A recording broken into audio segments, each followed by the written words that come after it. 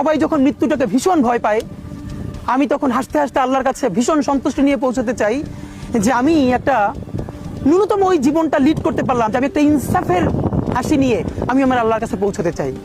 সুতরাং আগামী 50 বছর বাঁচলাম, কোনো ইম্প্যাক্ট তৈরি হলো না আমার দিয়ে, দেশের জন্য, রাষ্ট্রের জন্য, উম্মার জন্য, জাতির জন্য। কিন্তু আমি ধরেন 5 বছর বাঁচলাম, সেটার মধ্য দিয়ে যদি আগামী 50 বছরের ইম্প্যাক্ট তৈরি হয়, তাহলে অনেকদিন বেঁচে থাকায় কি সাফল্যের বলেন? শহীদ প্রেসিডেন্ট জিয়াউর রহমান কয়টা দিন বেঁচেছেন, কিন্তু ভাবেন আজকে পর্যন্ত উনি আমার অনুপ্রেরণা। হাঁটতে হাঁটতে আমার পা ফুলে যায়, আমি আমার টিম সেদিনকে ব্যাগের মধ্যে জুতা নিয়ে তারপরে একটা শপিং মলে ঘুরছিলাম, মানে পা ফুলে গেছে, পা জুতায় ঢুকাতে পারছিলাম না। তো জিয়াউর রহমানের একটা ওনার গল্প মনে পড়ছিল, যিনি মাইলকে মাইল যখন হাঁটতেন ওনার সাথে স্টাফদের পা ফুলে যেত, কিন্তু ওনার তো আর্মি ট্রেনিং আছে। তখন তাকে বলতো যে স্যার আপনার তো আর্মি ট্রেনিং, আমরা তো আর পারি না। এই জন্য ওনাকে মানুষ রাখাল রাজা বলতো। তা আমরাও সারা বাংলাদেশের 56,000 বর্গ মাইলে